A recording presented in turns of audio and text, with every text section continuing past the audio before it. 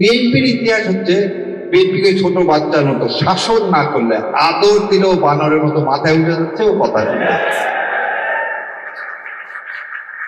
ওই যে বলছে না আমি তো আসতে পারতেছি না, একজন আমাকে না বললে আমি তো দেখে আসতে পারতেছি না, তার মানে কি সুইচ এই প্রধানমন্ত্রীর হাতে না, ওই জন্য আমি বলি উনি চুপচাপ আছেন এই কারণে, কারণ উনি কথা বললেই কখন নামায় দেয় ঘাত ধরে। কারণ সুইচ তো ওনার হাতে না, সুইচ তো ভারতের হাতে, দিল্লির হাতে। এই রায়টার নাম হচ্ছে মুন্সিনামা হল, এটা বলা হয় ফিফথ অ্যামেন্ডমেন্ট। এই ফিফথ অ্যামেন্ডমেন্ট কেসে বলছে কনস্টিটিউশনের বাইরে যে কোনো সরকার অবৈধ। আপনি তো কনস্টিটিউশন করতেছে, এই জাজমেন্ট এখনো বহাল আছে মানে এইটা এখনো অ্যাপেলেট ডিভিশন বাতিল করেনি। তাহলে ইউনিট সরকার অবৈধ, আপনার ভোট অবৈধ, আপনার এই সরকার অবৈধ। একদিকে তো যেতে হবে না, হয় সংবিধান মানবো না হলে মানবো না, হয় সংবিধান না মানলে কি মানবো, বিপ্লবকে মানবো। আপনি বলতেছেন জুলাইকে মানি না, জুলাই মানে কি বিপ্লব? জুলাই মানে কি বিপ্লব না? তাহলে হয় বিপ্লব মানবেন না কনস্টিটিউশন মানবেন। কনস্টিটিউশন মানলে আপনি অবৈধ, আর বিপ্লব মানলে আপনি বৈধ। কোন দিকে যাবেন আপনাকে সিদ্ধান্ত নিতে হবে। তারপরে এইটা করার জন্য 72 দিন চা মিষ্টি খাইলেন কোথায়? Consensus commission. সেদিন সালাউদ্দিন সাহেব আপনার মুখে কি গোমায় লাগানো ছিল? গোমায় বোঝে ওই যখন ওই কুলের ঘাট হয় তখন গরুর মুখে লাগায়।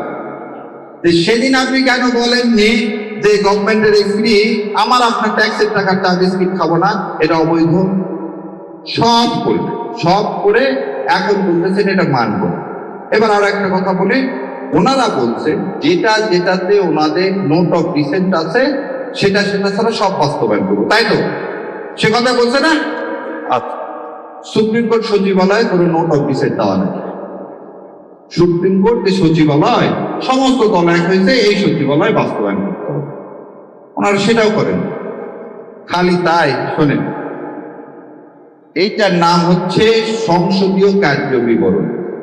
তারাই কার্যকরী কমিটিতে যা যা সিদ্ধান্ত দিচ্ছে সেটাই ওই প্রণালীতে এটা কি করছে, তারা এগ্রি করছে। কি এগ্রি করছে তাদের পরে শোনাই। তার পৃষ্ঠা নম্বর 10-10 বিতে বলছে এই যে সংসদ চলে গেল, এই সংসদে তারা 15টি অধ্যাদেশ সংশোধিত আকারে সংশ্লিষ্ট মন্ত্রণালয়ের মাধ্যমে সংসদে বিল উত্থাপনের জন্য সুপারিশ করবে। কোথায়? এই যে সংসদ চলে গেল সেই সংসদে এই 15টা বিল উত্থাপন করলেন না। কি কারণে করলেন না জানেন? এইটা উত্থাপন করলে এই সালামকের ব্যাংকগুলো দেওয়া যেত। তাহলে আপনি আপনার কার্যপ্রণালী মানতেছেন না, আপনি জুলাই সনদ মানতেছেন না, আপনি গণভোট মানতেছেন না, তাহলে আপনি মানবেন নাকি? সবার আগে বিএনপি, সবার আগে বাংলাদেশ না, সবার আগে বিএনপি। আর সবার আগে বিএনপি মানে বিএনপি না, সবার আগে হচ্ছে যে আমাকে ক্ষমতায় আনছে। ওই যে বলছে না আমি তো আসতে পারতেছি না, একজন আমাকে না বললে আমি তো দেখে আসতে পারতেছি না, তার মানে কি সুইচ এই প্রধানমন্ত্রীর হাতে না, ওই জন্য আমি বলি উনি চুপচাপ আছেন এই কারণে, কারণ উনি কথা বললেই কখন নামায় দেয় ঘাত ধরে। কারণ সুইচ তো ওনার হাতে না, সুইচ তো ভারতের হাতে, দিল্লির হাতে। আমরা বলছি আজাদি না গোলামি, আজাদি আজাদি। তো সোজা আঙ্গুলে যদি ঘি না হচ্ছে বাবা, আর আমার শিশির ভাই বললে শোনেন, এই বিচারক নিয়োগ দিচ্ছে না কি জানেন?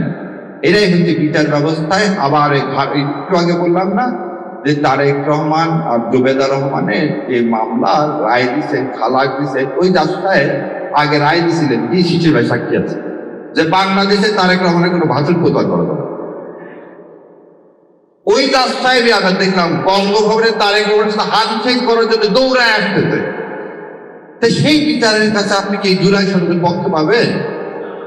অতএব এই জুলাই সনদ বাস্তবায়ন করার আগে রাজপথ ছাড়া আর কোনো পথ নাই।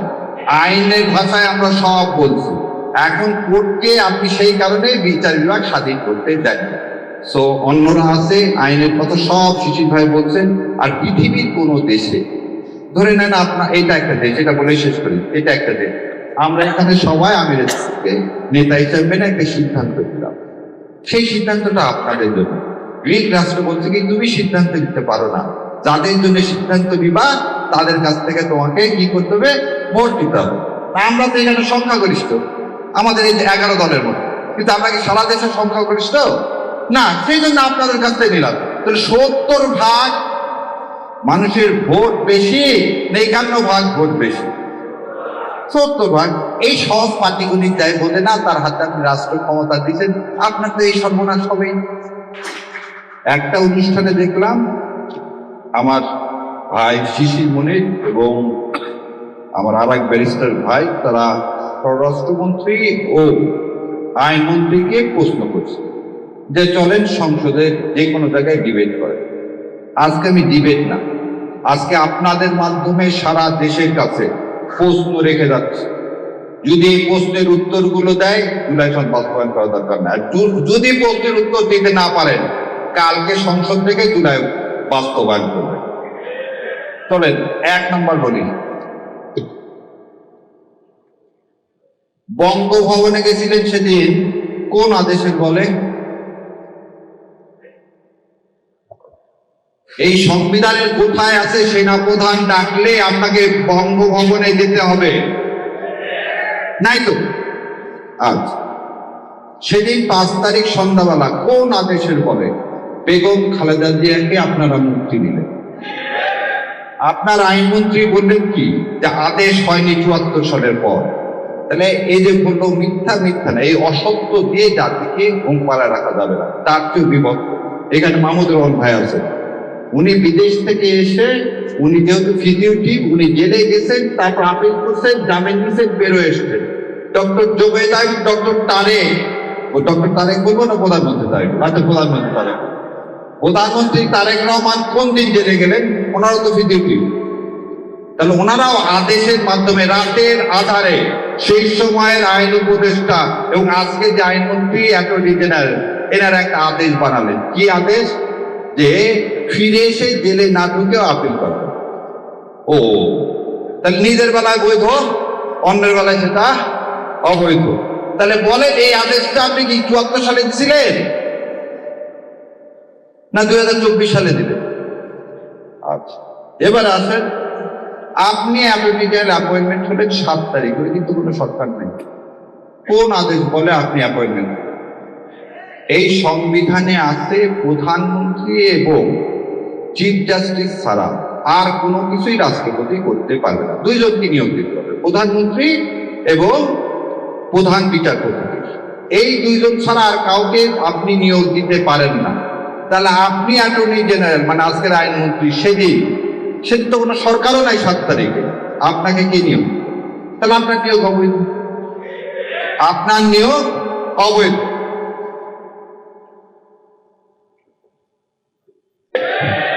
তাই না? আমার আমিরে জামাত যতভাবে উদারতা দেখা যায়, পিতা হিসাবে, ভাই হিসাবে, সংসদে সব দেখাবে। আর আমরা বাইরে ভাবলাম এই পারতেছে না, খালি ওয়াকআউট করে।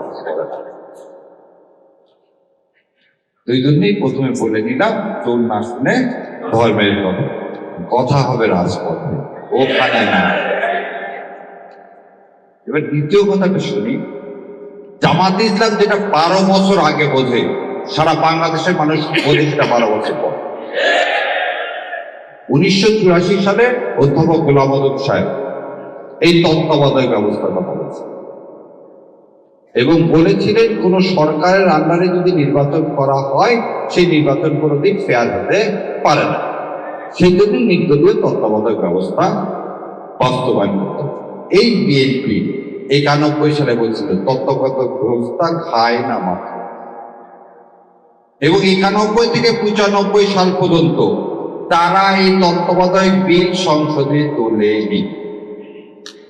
যখন আবার মায়ের লাগালেন, বলে না দুষ্টের দমন, দুষ্টদের তাকে তো দমন করতে হয়। সেই জন্য যখন আন্দোলন করা হলো, তখন রাতের আধারে তারা তখন তত্ত্বাবধায়ক সরকার ব্যবস্থা এই বিল এনে বাস্তবায়ন করে ভোটে হেরে গেলে। তার মানে ধন্যবাদ আপনাদেরকে। আল্লাহ হাফেজ। আসসালামু আলাইকুম ওয়া রাহমাতুল্লাহি ওয়া বারাকাতুহু।